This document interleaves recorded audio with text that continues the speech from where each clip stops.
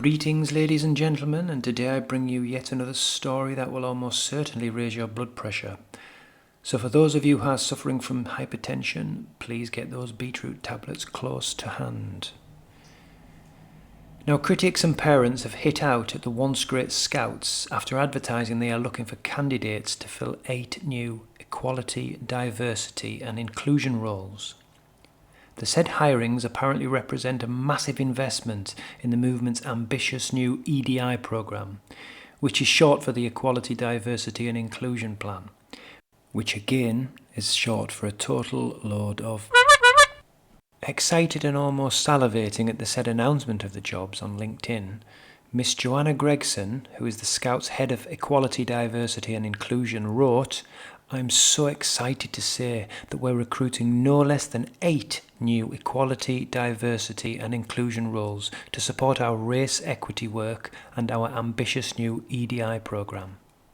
This represents a massive investment by the Scouts, demonstrating its commitment to long-term, meaningful change, and I'm so proud to be a part of it." Now this, ladies and gentlemen, is the aforementioned Miss Joanna Gregson, aka Fruit Loop, who in my opinion looks remarkably more stupid than the utter that she gleefully attempts to indoctrinate our children with. Now Miss Fruit Loop went on to list the newly available non-jobs excitedly, letting everyone suffering from the same mind virus know that the movement is looking for an EDI program manager, an EDI project manager, 2 EDI executives, an EDI learning and development executive, and an EDI resolutions manager and senior researcher. Miss Fruit Loop also excitedly pledged that there was a more to come, adding, "For all you HR EDI specialists out there, we've also one of those in the works too, so keep your eyes peeled." The post was greeted with equal excitement by Miss Rosemary Ellingham, a full-time equity, diversity and inclusion executive at the Scouts. And this is Miss Rosemary Ellingham, ladies and gentlemen.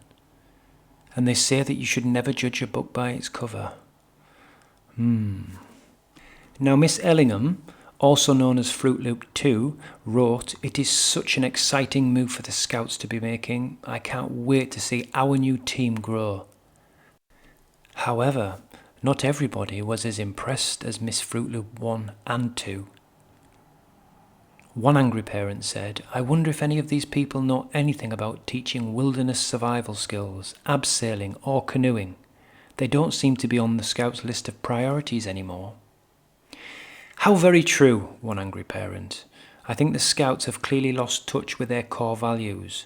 Long gone is the traditional sense of adventure. Due to successively bad management choices, they have tied themselves up in knots of typical woke lunacy." It was only last year, ladies and gentlemen, that the Scouts came under similar criticism after issuing a new woke-style guide which banned children from using the terms falling on deaf ears, man-made and dinner ladies. They have also prohibited children from using maiden name and Christian name, ladies and gentlemen, in a move to avoid causing apparent offence to people of all genders, religions and races, and to those who live with a disability. Instead, Scouts are instructed to use first name or given name, while previous name is preferred to maiden name, as it is an allegedly outdated term. Dinner ladies is also now prohibited. The Scouts now must use the term school meal supervisors or school dinner assistants. Now the WACO document issued by Miss Gregson also adds that Scouts made up of children between the ages of 10 to 14 will now play broken telephone instead of the traditional Chinese whispers game.